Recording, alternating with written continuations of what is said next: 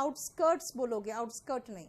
Taj Mahal is made of marble, बिल्कुल सही है, बिल्कुल सही है। ठीक है, हिंदी में बिल्कुल नहीं लिखना, आप इंग्लिश लेटर्स यूज करो। Spread like wood fire, woods fire, yes ठीक है, जंगल की आग की बात कर रहे हो।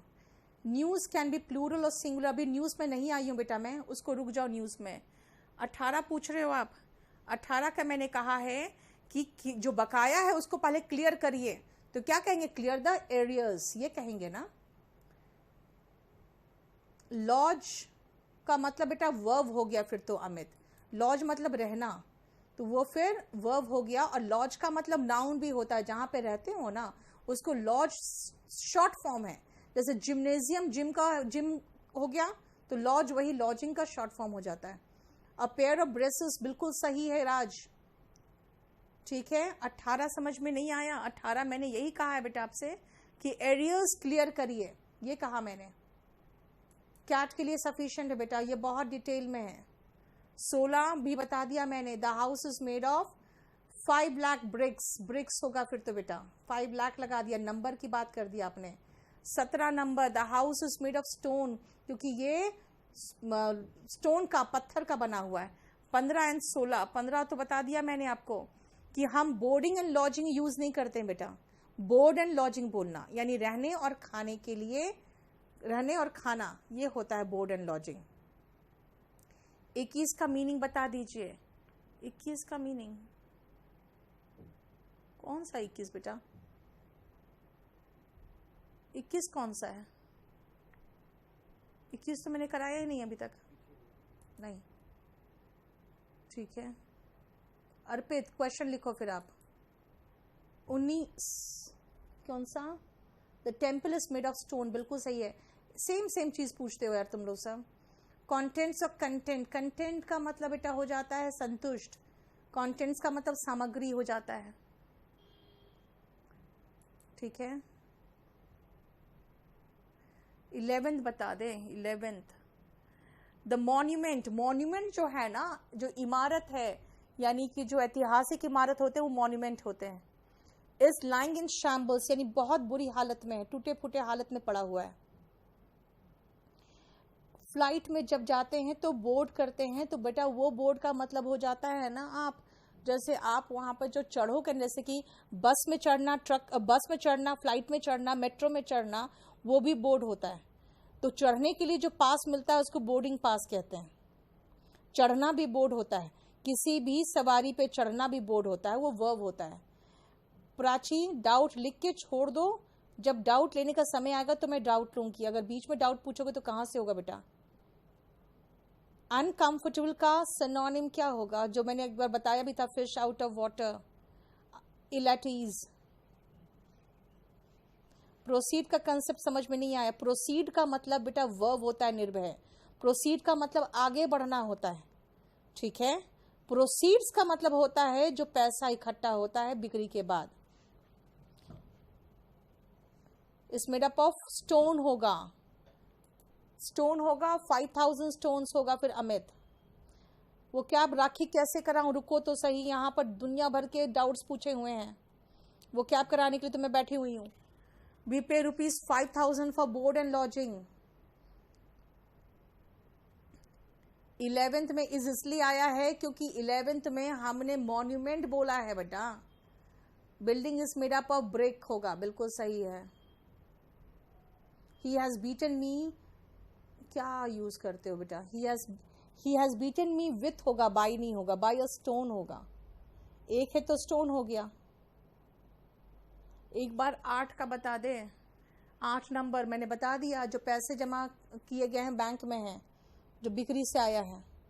आर्काइव्स, मैं रुको, आर्काइव्स निकल गया था दिमाग से, चलिए आर्काइव्स एक छूटा हुआ है, मैं भी कराती हूं, वो 1 वर्ड सब्स्टिट्यूशन में आता है।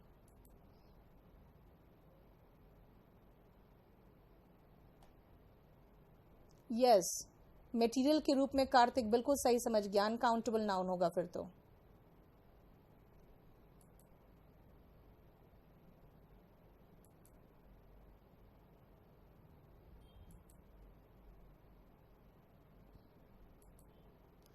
आर्काइव करा रही हूँ मैं, अब रुको।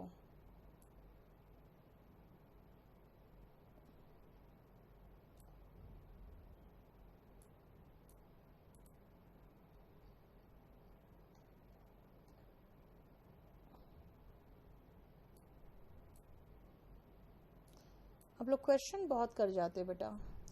Amit, the class teacher gave him a homework and instructed him to do it at night. A piece of homework होगा, a homework नहीं होगा। वर्क मतलब काम हुआ, चाहे होमवर्क के साथ ही क्यों ना हो। A piece of homework, many ice cubes होगा। एविडेंस अनकाउंटेबल है। रीडिंग ग्लासेस होगा। ऑर्डर अब बुक होने लगेगा अमलेश, बस थोड़ा सा रुक जा, हो गया, खुल गया कल से। मैं सबके कमेंट्स पढ़ रही हूँ लेकिन मुझे टाइम चाहिए ना। बेलोस मतलब फूक नहीं हुआ।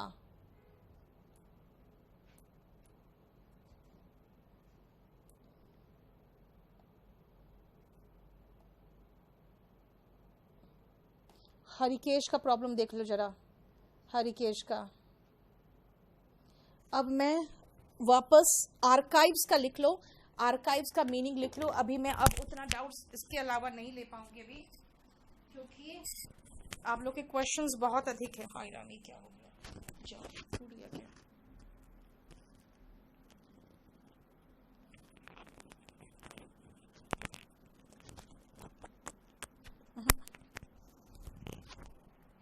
चलिए,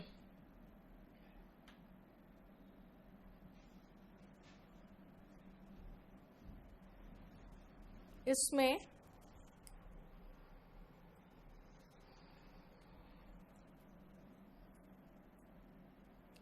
आर्काइव्स जो है वन वर्ड सब्स्टिट्यूशन में आता है, इसका मीनिंग लिखना आर्काइव्स का। बाकी तो सबका लिखवा दिया है मैंने, देखो कोई भी प्रॉब्लम नहीं है। लिखो, ये वन वर्ड सब्स्टिट्यूशन में आर्काइव्स आता है, लिख लो।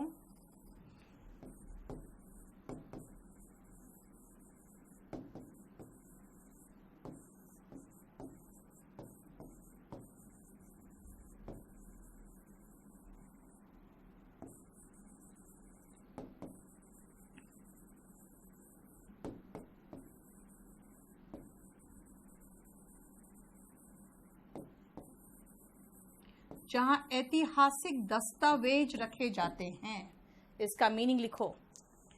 जहां ऐतिहासिक दस्तावेज रखे जाते हैं। कृपा शंकर, कौन सा कमेंट है? आप फिर से लिख दो तो मैं देख लूं।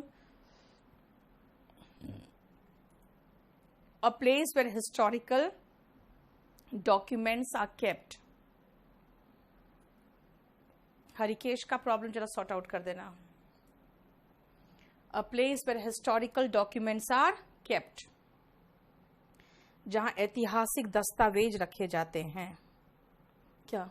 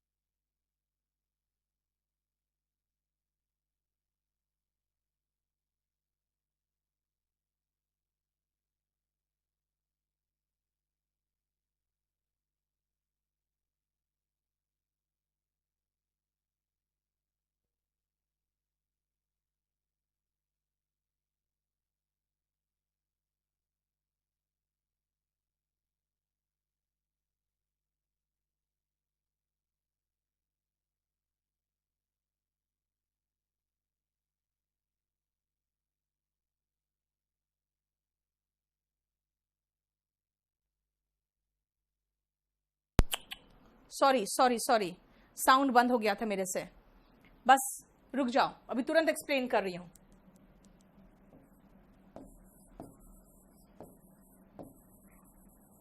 ऐसा कैसे हुआ?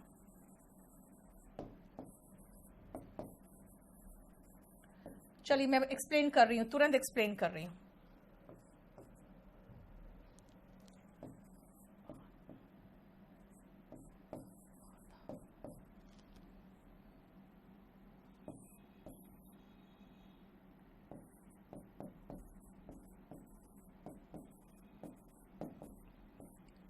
सॉरी, साउंड आपका चला गया था ना।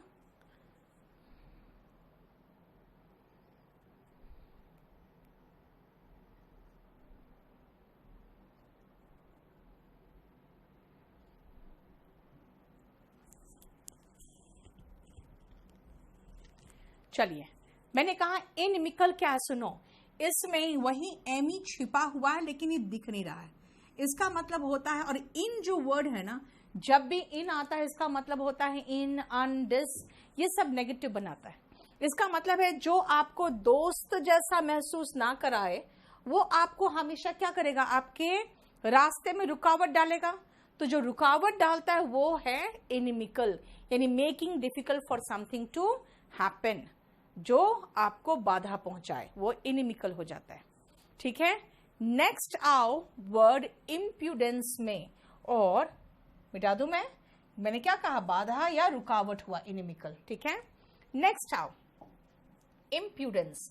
कई बार देखते हो ना कि कुछ लोग अपने टीचर से बदतमीजी करते हैं, अपने माँ बाप से बदतमीजी करते हैं, यानी कि वो एक तरह से धृष्टता करते हैं, अशिष्टता करते हैं ना। तो शिष्टाचार जो होता है वो तो पोलाइट बिहेवियर हो गया है ना। अगर वो आप देखोगे तो उसका उल्टा क्या होगा, वही इम्प्यूडेंस है। इसीलिए इम्प्यूडेंस का मतलब हुआ अशिष्टाचार, मतलब खराब व्यवहार, रूड बिहेवियर, खराब व्यवहार, ये नाउन हुआ। ठीक है, impudence, we do not like impudence, है ना। और अगर मैं कहूं इम्प्यूडेंट स्टूडेंट्स तो सीई हटा के टी लगा दोगे ना तो एडजेक्टिव बन जाएगा। ठीक है, इम्पीड एंड थ्वाट जो है ना बेटा, बिल्कुल सही कह रही हो पूजा, उसका सिनोनिम है, वो वर्ब के रूप में हो जाएगा, लेकिन है ना। अगर आप कहोगे इनिमिकल तो ये एडजेक्टिव है, लेकिन वो जो आपने दिया है इम्पीड तो वो वर्ब हो जाएगा। हिंडर, ये भी वर्ब हो जाएगा धीरज। क्लियर? मैंने इनिमिकल और इम्प्यूडेंस दोनों बता दिया। बोलो कोई प्रॉब्लम यहां तक?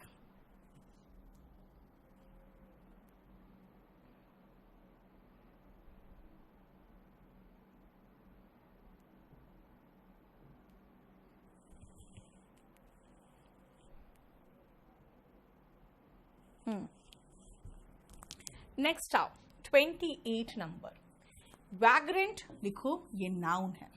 वैग्रेंट जो है वो नाउन है, और वैग्रेंट जो होते हैं ना बेटा, वो ऐसे लोग होते हैं जो सड़क में देखते हो किनारे सोते हैं, जिनका अपना घर नहीं होता, बेघर जिसको कहोगे, बेघर। ठीक है, इसका इंग्लिश वन वर्ड सब्स्टिट्यूशन आता है ये, इसीलिए मैं इंग्लिश में लिखा दूं इसका।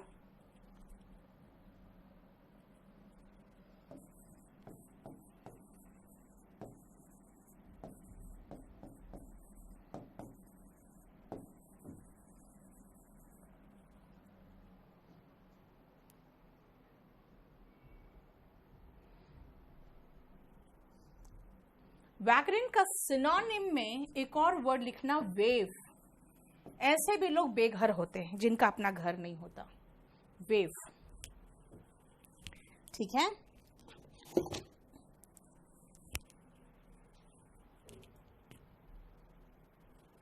क्लियर? अब हमारे वर्ड्स कंप्लीट है, हम इडियम्स एंड फ्रेजेस में चल रहे हैं आप। ठीक है, ध्यान से सुनना। Next word, eight 6s and 7s, जब आपका घर बिल्कुल अस्त व्यस्त हो, है ना, कुछ चीजें इधर फेंकी हुई पड़ी है, कुछ 6-4-7 चीजें उधर फेंकी पड़ी हुई है, तो कहोगे my house is at 6s and 7s। इसका मतलब होता है इन डिसऑर्डर।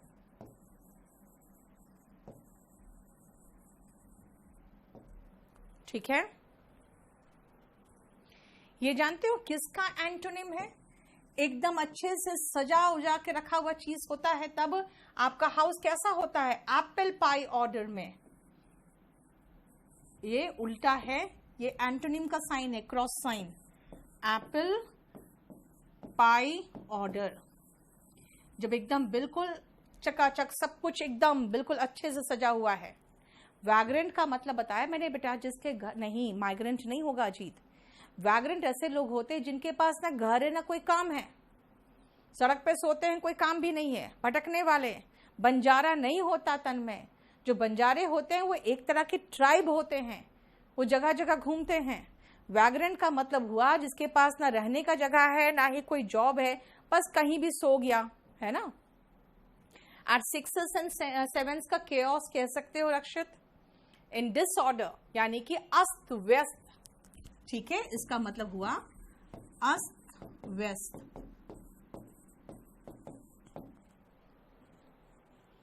ठीक है, और एप्पल पाई ऑर्डर होता है बिल्कुल सजा हुआ या सुसज्जित, सजा हुआ या सुसज्जित।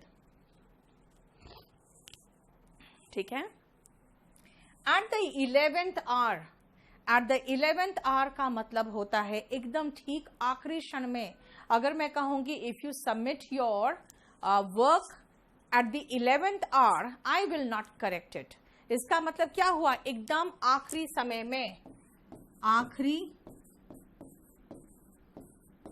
समय में। इसका मीनिंग हुआ एट द लास्ट मोमेंट।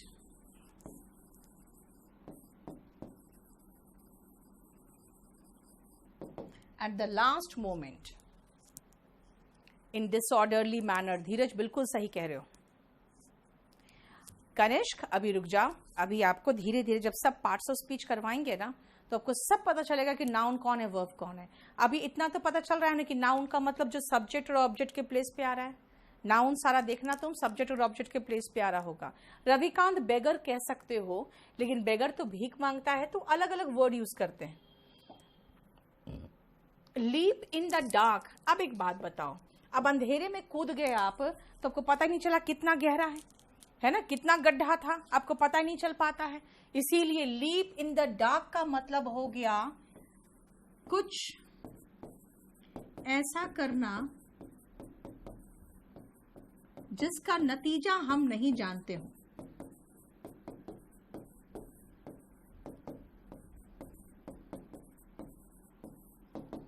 मतलब to do something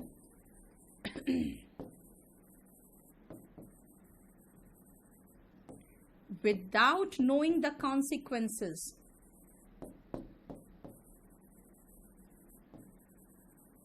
without knowing the consequence।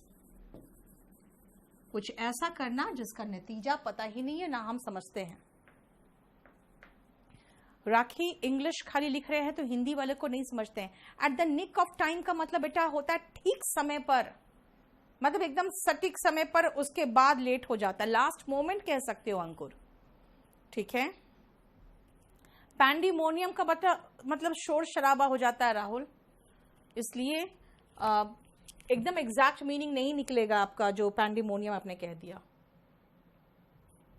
ठीक है, अब आओ in one, all in one. All in one का मतलब बेटा होता है सब कुछ एक ही में, सब कुछ एक में,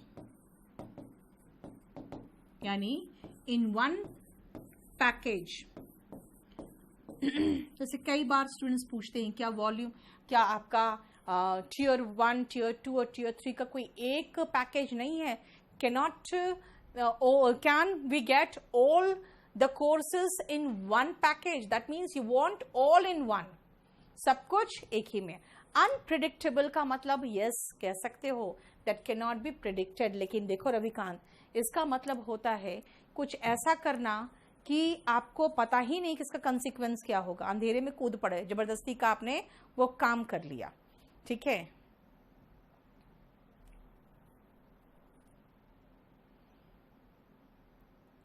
yes Pooja, at the last possible moment का मतलब होता है जो आखिरी मोमेंट जो संभव था। एट द लास्ट मोमेंट का मतलब आखिरी समय में, आप पॉसिबल वर्ड लगा के उसमें एक एक्स्ट्रा वर्ड लगा रहे हो खाली, बस और कुछ नहीं, ठीक है। क्या टाइम हो गया? 7 बज गए। चलो आज इतना ही रहने दो।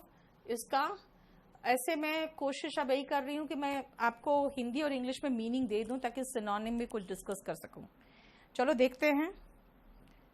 Yes, to make a step, to take a step बेटा, ठीक है ना, without knowing the result. Yes.